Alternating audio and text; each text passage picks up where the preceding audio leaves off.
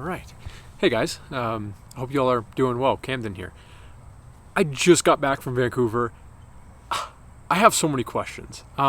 If you've been following my journey, you know that my wife is actually from Canada, but not from Vancouver. She's from Toronto, whole different world. I have so many questions, so many thoughts, so many things I loved, couple things I didn't love. And if you're new to this series, this is Unfiltered. What you're looking at is what you're going to be looking at for as long as I ramble. So I'm going to walk you through some of the questions that I still have about Vancouver, some of the cultural things that I observed that I loved. Definitely going to hit on a couple things that I didn't love, but a couple questions, whether you're somebody who's visited Vancouver or if you're a local. I'd love to hear your feedback just to see how on base and how similar our viewpoints are. I have like a general outline of kind of where I might take us, so every now and then I might look down here. But the first question is, am I missing something? Like, when you think, or at least when I thought of top cities around the world, I think of cities like New York, I think of Paris, you think of, like these big European ones. Sometimes, in Asia, you think of a place like Tokyo. Just these cities that get a lot of publicity and that you hear so much about and are kind of on everybody's bucket list. Vancouver rarely comes up on those lists, or if they have, I've just maybe been like glazing over them, but holy cow, like, this place was incredible. Like, hard not to put that, like, at or very close to the top of the list. And if you're new, like, I've been moving to a new country every month for over 3 years now. Like, I've seen a lot. I've been fortunate enough to see quite a few places, and this was the first one in a while that was like, wow, this just like took our breath away in so many ways. So I guess what I'm saying, am I missing something? It's hard contextually to know, okay, I was there for a short period of time. I only spent a week up in Vancouver. Was I just looking through the tourist lens and like everything is glamorous, or are things that good? I'll walk you through some of the things that I loved that are kind of guiding that idea in my mind. One of the things, this one's silly, but dog parks. I'm a dog guy. There were dogs everywhere. It felt like it was just a very dog-friendly place. Tons of dog parks. See them playing, swimming in the in the lakes and the water. I mean, it was perfect. If you're a dog lover, I can't think of a better city than Vancouver. Another silly one, water fixtures. It's just something that I wasn't expecting. I know it like has no cultural relevance. Maybe it does. I don't know. It just felt like there were water fixtures everywhere. It just felt like in general, the population liked nice things and they were willing to spend for them. Is that weird to say? I don't know. Like, there were just way more water fixtures than I've seen like anywhere. And Sarah and I were like, we were pointing each of them out saying, there's another one and there's another one. It's kind of between that and dogs. Like, you're just constantly seeing one of those. And those probably aren't the first two things that you were thinking of when you thought of Vancouver. We'll jump into some of those as well. One of them obviously is the access to nature. Typically when you think of a city, you think of, big buildings, and typically that's going to be, that urban environment that's pretty far away from like real nature. Yeah, you might have some good vantage points, but like to really get in like the mountains, somewhere that is just feels unexplored, it takes a bit, right? That's not the case in Vancouver, and so different. Like, Toronto was one of those cities where it's like, yeah, you can get to good nature from Toronto, but you're going to drive a bit, right? And that's the kind of city that I've grown up in and just been around, been used to. Vancouver was so different in that, like, one, the nature is like throughout the city. Even though you do have the big buildings and it feels like a real city, the nature is right there, like the whole time. Whether you're downtown or whether you're like on the outskirts, you feel the nature. And if you drive like 10-15 minutes outside of like downtown, like, incredible. Like, you feel like you're in those untouched, unexplored areas that are just like, wow, like, this is nature. And it was just incredible. So for me, I mean, the top thing has to be that access to nature. And it was so good seeing the community, seeing the locals, or what I perceive to be the locals, participating, using the amenities that were built around the nature, going up, on hikes, and just like having that be a part of everyday life. It was such a weird city, because so often when you think of cities, like, it's fast, right? It's quick movement. It's, things just move quick. Things happen in cities, right? You have that energy, and you have that, but it's slower. And it's hard not to think about that from like a nature context. Like, okay, yes, people are going to work, they're working their, big kid jobs, unlike me posting videos on the internet. But they're also going on runs. Like, you see people at all hours of the day, whether it's early morning or, in the evening, like just out enjoying nature, whether it's for a walk, going for a run, swimming. Like, we kind of just saw all of it, and it was just incredible. So a question for locals: is my perception of how great of access you have to nature wrong in my mind, or is it really that great? And if so, how did you guys like stay hidden? Or when I say hidden, I know Vancouver's a big city, but like, again, it's rarely on like the top city list. It's just something that, I don't know, been going back and forth with. Let's talk about a couple things that I didn't love, and then we'll jump back into some of the other cultural differences. One of the things that I didn't love, and this is because of my U.S. context. If you are new here, I grew up in the U.S. I'm a foodie, and I sometimes take some heat in certain countries because I say it how I see it. Like, if I think food is good, I'll say this food is good. If I don't think it's good, I'll say that too. I am the first to raise my hand and say America is probably the most backwards food country in the world.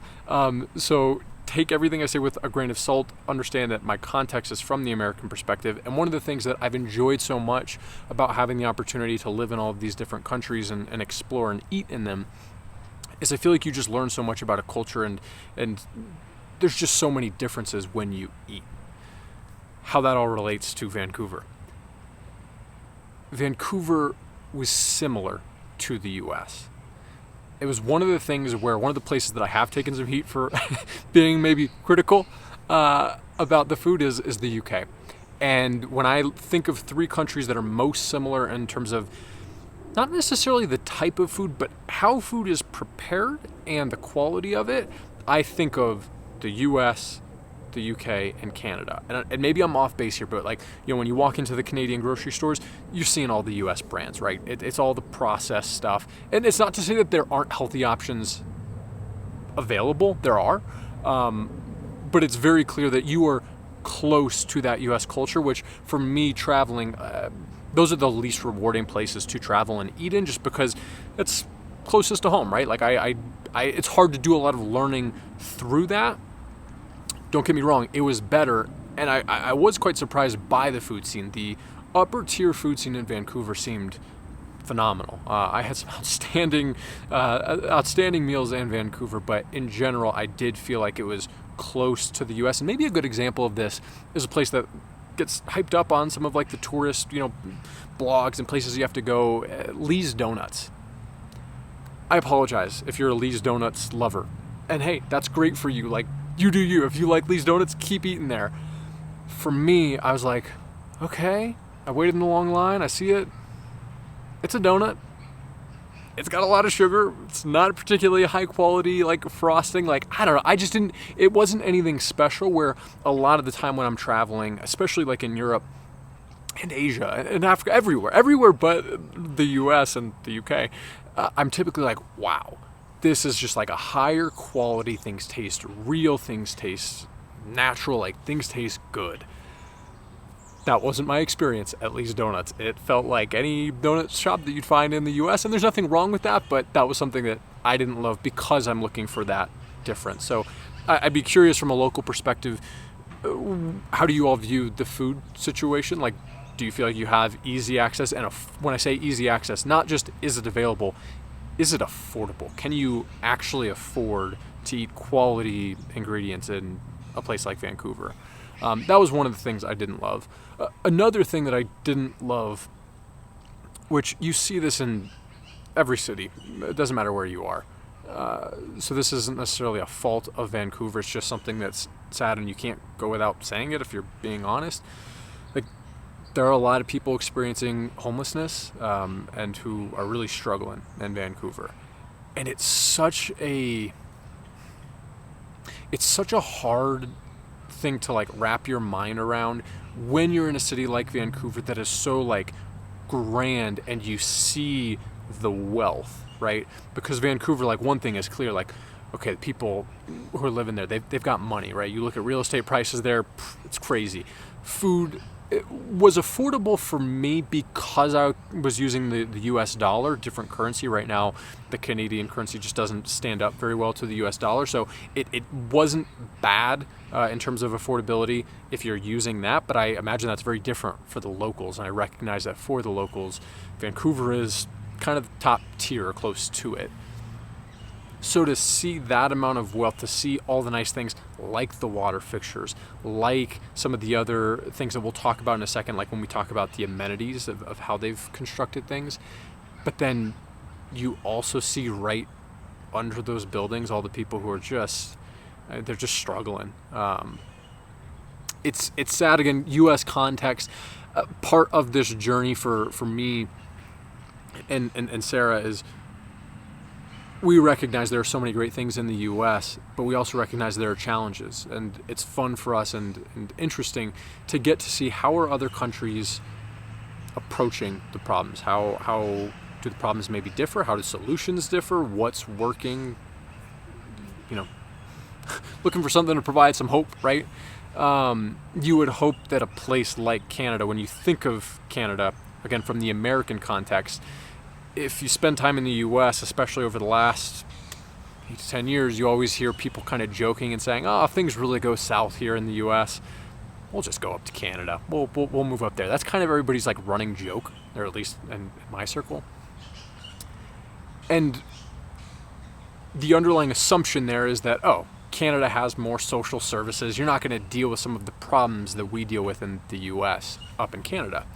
And obviously, that's true to a certain extent, right? Healthcare, which I talked to some of the locals, like, wow, you guys have a healthcare system. I know you sometimes got to wait, have the queues, but like, very different than in the U.S. system, right? It was disheartening to see that the homelessness problem and just not being able to lift the people who need lifting up, not having that big difference was sad and challenging to see. So that is something that I definitely experienced and saw, and you probably will too. And if you have any thoughtful stuff on that, feel free to leave comments on that. But let's jump into a couple other things that were really unique culturally that I loved. One of the things that was probably just the coolest. I'm somebody who loves to walk. I hate being in the car. I try to avoid car, like, more than anything. Sarah and I try to avoid being in the car if at all possible. We walk probably 10 to 15 miles a day at a minimum, and we use public transport. Like, that's just what we like. Vancouver was exceptional for that. The whole city is so walkable.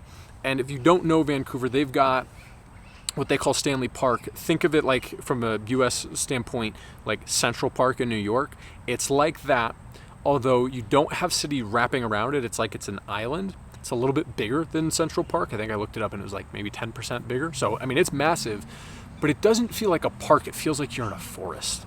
And that is such a close walk. I mean, depending where you're staying downtown, you might be a 10-minute walk from Stanley Park, and it is just, it's incredible. The access that you've got there is incredible. You have the seawall, the sea path. There is a specific name for it. I'm probably butchering it, so correct me if I'm wrong. But basically, all around Stanley Park, you've got, it's surrounded by water because it's an island, and you have at like sea level this walking path that just wraps around the whole thing. Stunning, like just beautiful to walk on. But what was even more exciting, context before I give this away, I spent a lot of time in Amsterdam. It's one of our favorite cities on planet Earth. We love the walkability. We love the bikeability. One of the challenges with Amsterdam's in terms of the bikes is there's not a whole lot of, let's say, infrastructure for like, okay, here's where cars go, here's where walkers go, and here's where bikers go, right? It's just kind of like, figure it out. And locals do, but that can be jarring for tourists. Complete opposite experience in Vancouver. Best way to explain this is they actually have an elevation difference. So yes, you have your roads. Forget those. That's not going to interfere with the bike lanes. And I'm talking about kind of like over near Stanley Park and in certain parts of town. I know this isn't everywhere. But where you have the bikers, you've got bike and then you've got walk, and you've got a curb that separates them, so there's an elevation difference. So whether you're driving, whether you're biking, whether you're rollerblading or walking, doing whatever, it just feels like there's room. It feels like it's safe. It doesn't feel like, oh, I need to be looking behind my back every, few seconds to make sure I'm, not going to get run over. Like, it was just so enjoyable. That was fantastic. Like, absolutely love that. Have not seen a place that does it better in terms of how it's intertwined with like that nature. Just bravo. Like, bravo to you, truly. Looking down at the list to see what else we got. One of the other things that was kind of unique, and I'd love to know from like a local perspective, if you've been to Vancouver, you know that you've got the city, and then you've got like, I'm hesitant to call them suburbs. I recognize that like they are kind of suburbs, but like they're the neighborhood parts of Vancouver. They're still considered Vancouver. And some of those neighborhoods that surround are very nice. It's where some of the good food scenes are at, and I enjoyed exploring those. My question is, do you as locals, if you're living in those like neighborhood areas, do you ever find yourself going downtown or like doing it on a routine basis, and vice versa? If you live in like where the big buildings are you ever venturing out to the neighborhood area? I'm always curious to see how those two interact, because I couldn't quite put my finger on it. I explored both, but that's because one, I feel like it's my job to kind of share with you all, and I'm genuinely interested, and I don't have a working job. This is my job, so I spend all day just exploring cities. I'm curious to know from like a local perspective what that mix looks like and what you find valuable and best in both spots. To me, it seemed like the neighborhoody feels had one, obviously a neighborhood feel, but some of the better food scene. Definitely was more affordable. Parking much more accessible than downtown, but that's common. That's going to be in every city.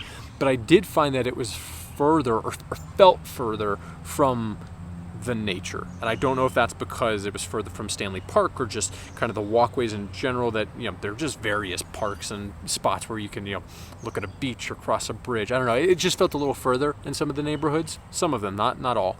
But I'm curious to know that. But overall, I think you can tell.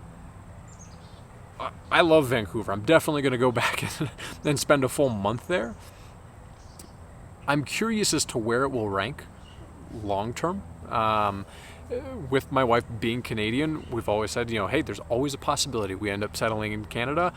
And man, if we could ever afford it, Vancouver would be a great place to do that, because it really does seem to align with, again, the walkability, the access to nature, some of those things that we really value, with still having the good food scene.